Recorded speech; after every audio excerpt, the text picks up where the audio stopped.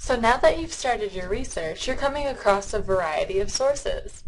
Knowing what your instructor expects of you, you know that there are supposed to be both primary and secondary sources. Knowing the differences between these are really essential to conducting good research, so let's go over those concepts. A primary source is either an original source or some form of evidence.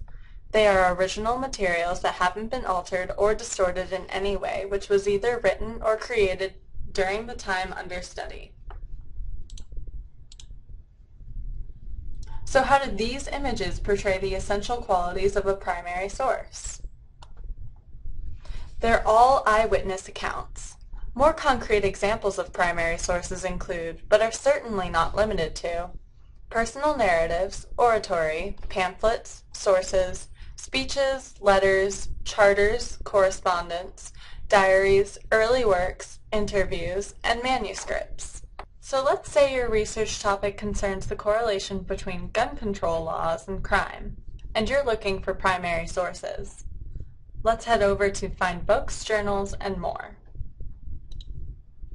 I'm just going to do a basic search to start this off. Applying the Boolean phrase knowledge I have, the use of and or, and some buzzwords like gun control and crime rates, we should be able to get a good selection of sources.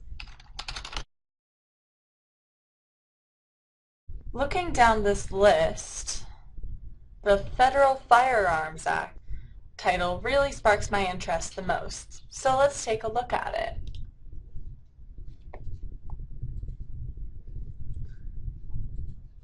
In scanning this short summary of the contents, you're going to be able to find something along the lines of representing either an artifact, document, recording, or some other form of direct evidence in order to consider it a primary source.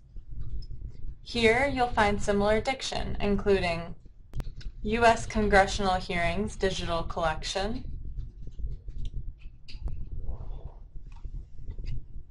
and you'll see that it's a government publication. So what's a secondary source? Well, basically everything else. Well, not unreliable sources. So that's everything once you take out the primary sources and your favorite cat blogs. Don't laugh, we all have our guilty reading pleasures. Just make sure not to include them in your research citations. It's the safest way to avoid potential judgment from your instructor. More formally, secondary sources are typically either documents or recordings that are either related to or discuss information originally presented elsewhere. These are the most common types of sources you are going to encounter during your research. They preset the author's individual interpretation of the primary sources they are describing, analyzing, and processing. Basically, they're much easier to find after hours of research.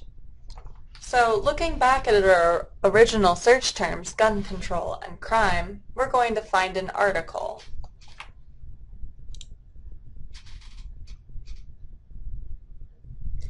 And sure enough, this first link looks promising.